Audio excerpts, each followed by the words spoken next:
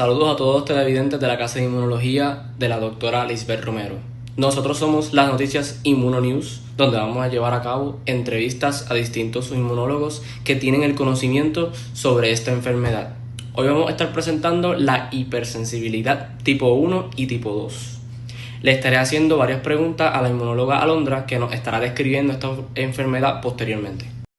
Buenas tardes, inmunóloga Alondra. Te estaré haciendo varias preguntas sobre tu investigación. ¿Qué es la hipersensibilidad tipo 1 y cuáles serían sus síntomas? Buenas tardes. La hipersensibilidad tipo 1 es una reacción alérgica rápida. Ocurre minutos después de estar en contacto con algo que causa alergia y los síntomas más comunes son ronchas en la piel, picazón, hinchazón de labios o párpados, nariz tapada, dificultad para respirar o en casos graves anafilaxia, que es una reacción fuerte que afecta a varios órganos. Qué interesante eso que me acabas de decir. Al igual, ¿me podrías contar qué es la hipersensibilidad tipo 2 y cuáles son sus síntomas? Estamos haciendo una comparativa, donde también me gustaría escuchar cuál es la diferencia principal entre la hipersensibilidad tipo 1 y la hipersensibilidad tipo 2. Por otra parte, la hipersensibilidad tipo 2 es una reacción más lenta y ocurre cuando el cuerpo ataca por error sus propias células. Sus síntomas dependen de qué células se dañan. Si se destruyen glóbulos rojos, palidez y cansancio, anemia. Si se dañan las plaquetas, moretones fáciles. Si afecta un órgano, problemas específicos de ese órgano. No causa ronchas ni dificultad para respirar. La diferencia principal entre ambas es que el tipo 1 es rápida, visible y está relacionada a alergias como ronchas, picor y respiración difícil. La tipo 2 es lenta, interna y está relacionada al daño de célula u órgano. Ahora procederemos a hacerle las siguientes preguntas a la inmunóloga Samaris. Samari, ¿qué tan frecuente es la hipersensibilidad tipo 1 a nivel mundial? Saludos, gracias por recibirme en el día de hoy. Mira, para contestar tu pregunta, la hipersensibilidad tipo 1 es súper común, más de lo que nos podemos imaginar. Es lo que causa todas esas alergias que conocemos como la rinitis alérgica, el asma, alergia a alimentos, dermatitis atópica, cosas que vemos todo el tiempo. Hay estudios recientes en bases como NCBI y NIH que aseguran que estas alergias mediadas por IgE afectan como al 30 o 40% de la población mundial. O sea que si lo pensamos de esta manera, 1 de cada 3 personas va a tener algún tipo de alergia en su vida. Y aquí viene lo preocupante. Estos números no han sido siempre así. Han ido aumentando bastante en las últimas décadas, sobre todo en niños, lo cual es extraño. Por tanto, los investigadores se han puesto a estudiar este fenómeno y han encontrado que tienen mucho que ver con nuestro estilo de vida actual y todo lo que está pasando con el ambiente. Cosas como la contaminación, cómo nos alimentamos ahora, el uso de antibióticos. Hay hasta una teoría que se llama la hipótesis de la higiene, que básicamente dice que vivimos en ambientes tan limpios que nuestro sistema inmune no se entrena bien. Es interesante porque si lo pensamos de esta manera, uno dice pues mientras más limpieza mejor, pero al final resulta que necesitamos cierta exposición a agentes infecciosos para que nuestro sistema inmune aprenda a funcionar correctamente. Y cuéntame, ¿qué hay de las manifestaciones más graves como la anafilaxia? Bueno, aquí cambia la cosa un poquito. Aunque las alergias son comunes, como acabamos de ver, las reacciones graves como la anafilaxia son mucho menos frecuentes, gracias a Dios. Pero esto no significa que no sean importantes. Son extremadamente peligrosas porque pueden causar la muerte si no se tratan rápido. Los estudios de StatPearls y otras revisiones dicen que la prevalencia de anafilaxia durante toda la vida está entre 0.05 y 2% en adultos y entre 0.04 y 1.8 en niños. Sé que suena a porcentajes bajitos comparado con ese 30-40% de alergias en general, pero cuando comenzamos a pensar en números reales, estamos hablando de millones de personas en todo el mundo que pueden tener un episodio anafiláctico. Y el causante de este episodio puede ser principalmente alimentos como cacahuates, mariscos, huevo, leche, también medicamentos, sobre todo antibióticos, y picadoras de insectos como abejas y avispas. Y esto es lo que tiene preocupado a los doctores cada vez más, ya que hay más casos, cada vez llegan más personas a urgencia y hay más hospitalizaciones. Por eso es tan importante que la gente sepa reconocer una anafilaxia y actúe rápido porque el tiempo es crítico.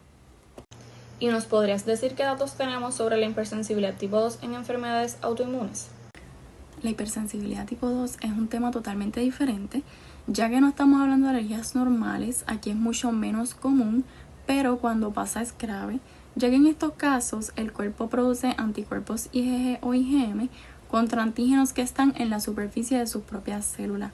Es como si tu sistema inmunológico se pusiera en tu contra y empezara a atacar tus propias células. Los números aquí son bajitos comparados con la tipo 1. Por ejemplo, la anemia hemolítica autoinmune, que es el ejemplo clásico de esto, tiene una incidencia de solo 1 a 3 casos por cada 100.000 personas al año. La púrpura trombocitopénica es similar, como 2 a 5 casos por cada 100.000 habitantes por año. Entonces sí, los números parecen chiquitos al lado de millones que tienen alergia tipo 1, pero estas enfermedades son graves de verdad. No es algo que te tomas un antihistamínico.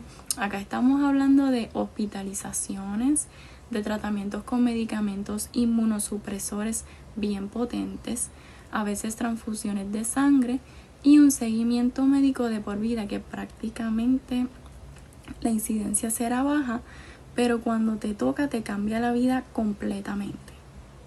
Y ahora, para continuar con este segmento, pasamos a las preguntas dirigidas al inmunólogo Juniel Vélez, quien nos va a estar respondiendo la siguiente pregunta.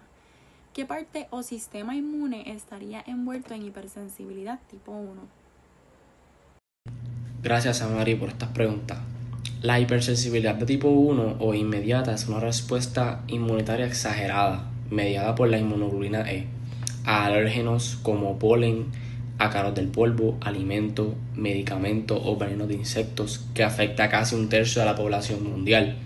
La reacción se produce cuando la IgE, o sea, inmunoglobulina E específica del antígeno, se une a los mastocitos y a los basófilos, donde podemos ver una unión de lo aprendido en clase sobre esta inmunoglobulina. En este caso se desencadena la liberación de mediadores inflamatorios como lo son la histamina, la triptasa y las proteasas.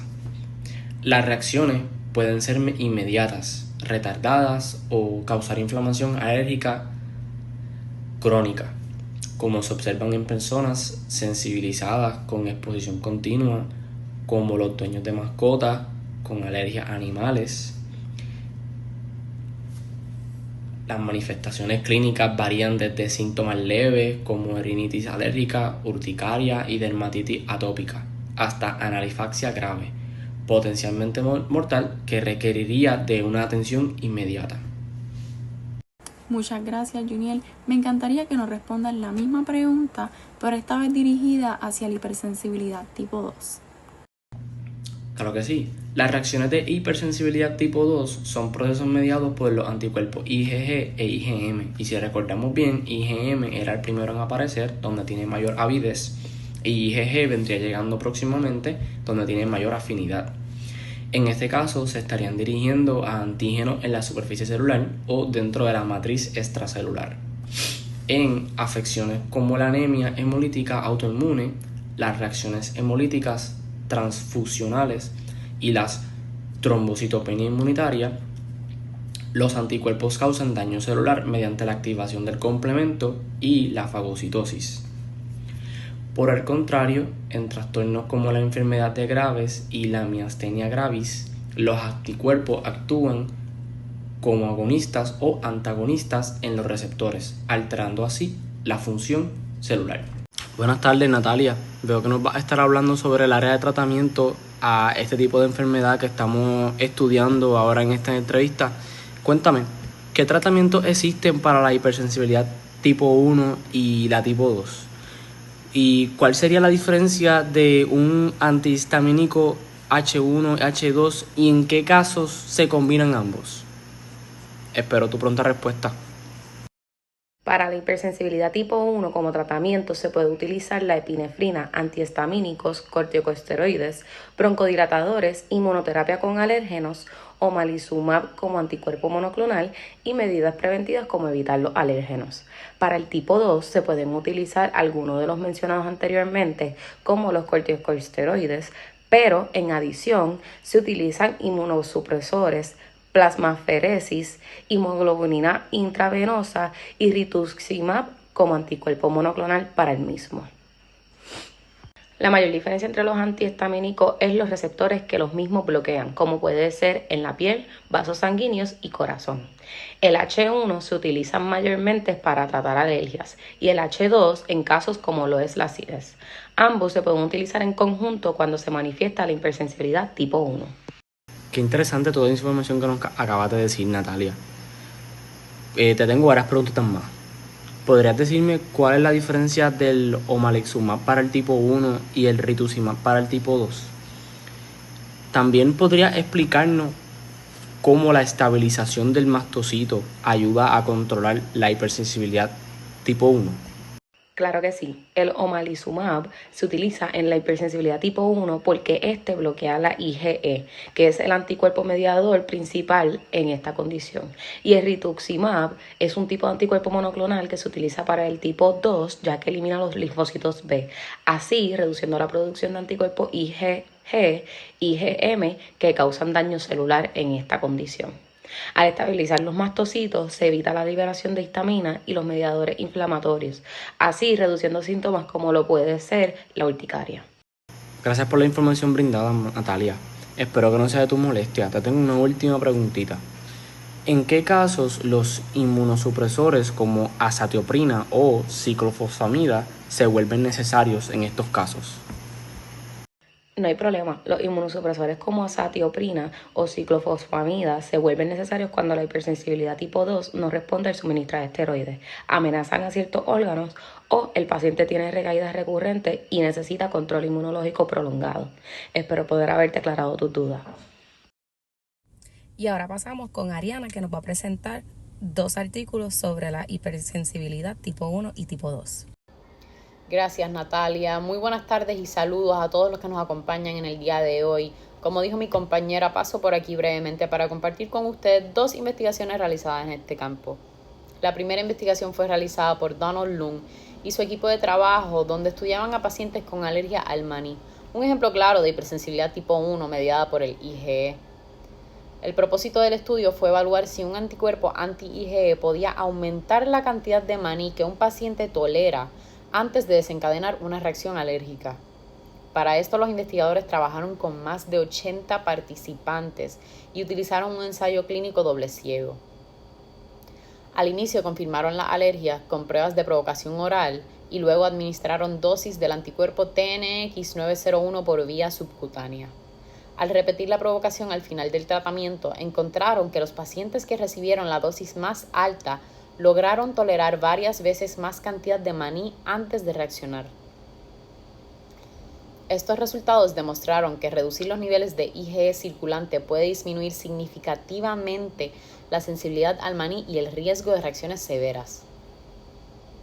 En cambio, la segunda investigación, realizada por Rolf Kleins y Jeffrey Ravitch, quienes estudiaron los mecanismos de hipersensibilidad tipo 2, en la cual los anticuerpos IgG pueden provocar destrucción celular.